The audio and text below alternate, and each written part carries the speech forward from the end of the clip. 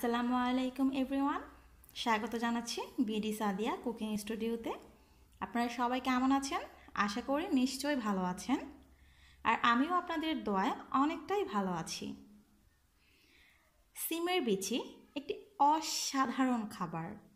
সিমের বিচি দিয়ে মাছ দিয়ে, শুটকি দিয়ে এবং সিমের বিচির ভর্তা অনেক আইটেমই করা যায় এবং এটি খেতেও অনেক মজাদার হয়। আজকে আমি সেখান থেকে আপনাদেরকে দেখাবো সিমের বিচি দিয়ে শোল মাছ দিয়ে কীভাবে রান্না করতে হয়। আপনারা সবাই এটি নিশ্চয়ই রান্না করতে পারেন আমি জানি, তারপরেও আমি আমার রেসিপিটি আজকে আপনাদের সাথে শেয়ার করতে এসেছি। আপনারা অবশ্যই এটি দেখে উপকৃত হবেন এবং আপনাদের নিশ্চয়ই ভালো লাগবে। তাহলে ফ্রেন্ড, চলুন দেখে নিই কী করে শোল মাছ দিয়ে সিমের বিচি রান্না করতে হয়। আমি এখানে 4 টেবিল চামচ রান্নার তেল দিয়ে দিয়েছি আর 1 কাপ পেঁয়াজ কুচি দিয়ে দিয়েছি। তেলটা গরম হয়ে আসছে। এখন আমি পেঁয়াজগুলোকে হালকা নরম করে ভেজে নেব। কোনো প্রকার বাদামি করে ভাজবো না, জাস্ট হালকা নরম করে ভাজবো। আমার পেঁয়াজটা ভাজা হয়ে গেছে। এখন আমি এখানে দিয়ে দিচ্ছি 1 চামচ আদা রসুন পেস্ট।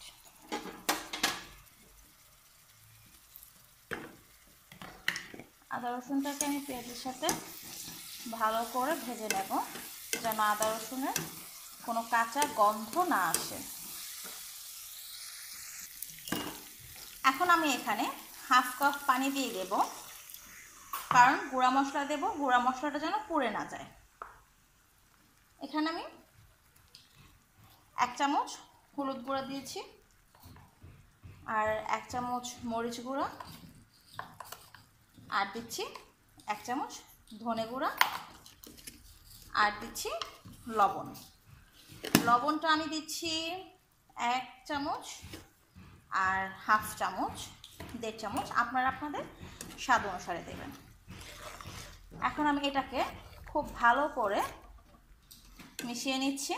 মশলাটাকে আমি 2-3 মিনিট কষাবো, যেন মশলা থেকে কোনো কাঁচা গন্ধ না আসে। আমার মশলাটা কষানো হয়ে গেছে। আপনারা দেখতে পাচ্ছেন যে মশলার উপরে তেলটা ভেসে উঠেছে আর কালারটাও অনেক সুন্দর হয়েছে।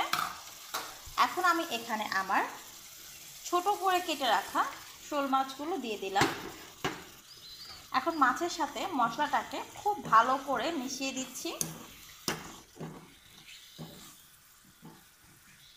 মাছের সাথে আমার মশলাটাকে খুব সুন্দর করে মেশানো হয়ে গেছে। এখন আমি এটাকে 5 মিনিট কষিয়ে নেব।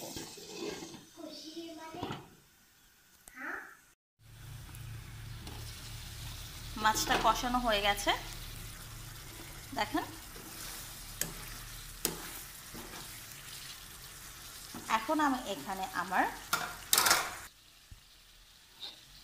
পরিষ্কার করে রাখা সিমের বিচিগুলো দিয়ে দিয়েছি।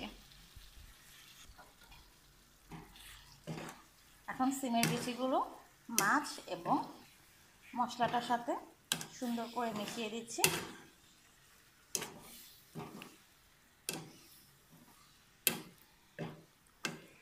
হয়ে গেছে আমার মেশানো। এখন আমি এটাকে 5 মিনিটের জন্য ঢেকে দিচ্ছি, যেন 5 মিনিটে একটু সুন্দর করে কষানো হয় সিমের বিচিটা। আমার সিমের বিচিটা কষানো হয়ে গেছে। আমি একটু নেড়ে দিচ্ছি। এখন আমি এখানে 2 কাপ পরিমাণ পানি দিয়ে দেব,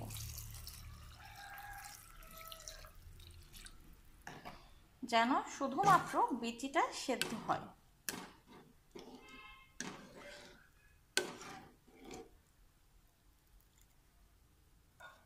দিয়ে দিয়েছি 2 কাপ পানি আর একটা কাঁচামরিচকে 4 ভাগ করে উপর থেকে দিয়ে দিলাম। যেহেতু আমি এখানে গুঁড়া মরিচ দিয়েছি প্লাস একটা কাঁচামরিচ দিয়েছি, আপনারা যদি ঝালটা আরও বেশি পছন্দ করেন সেক্ষেত্রে আপনারা আপনাদের টেস্ট অনুযায়ী ঝালটা দেবেন। এখন আমি এটাকে ঢেকে দেব। সম্পূর্ণ তরকারিটা হতে আমার 10 থেকে 15 মিনিট সময় লাগবে। ফিরে আসছি 10 মিনিট পর। 10 মিনিট হয়ে গেছে, দেখুন আমার সিমের বিচিগুলো সেদ্ধ হয়ে গেছে এবং যে পানিটা আমি দিয়েছিলাম সেটাও শুকিয়ে গেছে এবং দেখেন আমার সিমের বিচিগুলো কিন্তু ভেঙে যায়নি। এখন আমি এখানে উপর থেকে একটু ধনেপাতা কুচি দিয়ে দিচ্ছি। এখন ধনেপাতাটা সম্পূর্ণ তরকারিটার সাথে মিশিয়ে দিচ্ছি।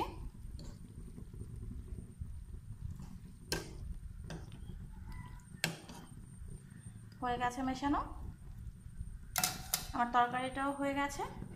এখন আমি এটাকে সার্ভ করব। হয়ে গেছে আমার সিমের বিচি দিয়ে শোল মাছ তরকারি। আমি উপর থেকে একটু ধনেপাতা কুচি ছিটিয়ে দিয়েছি। দেখেন কত সুন্দর লাগছে দেখতে, এটা খেতেও অনেক টেস্টি হয়েছে। আপনারা দেখতে পাচ্ছেন যে এই যে খুবই টেস্টি হয়েছে খেতে। আর দেখেন সিমের বিচিগুলোও কিন্তু ভেঙে যায়নি। অসাধারণ একটি খাবার হয়েছে। Wow, just awesome. আপনারা অবশ্যই এটি বাসায় ট্রাই করবেন এবং ফ্রেন্ড অ্যান্ড ফ্যামিলির সাথে শেয়ার করবেন। আর আজকের ভিডিওটি যদি আপনাদের ভালো লেগে থাকে তাহলে অবশ্যই আমার চ্যানেলটি সাবস্ক্রাইব করবেন। ভালো থাকবেন সবাই, আল্লাহ হাফেজ।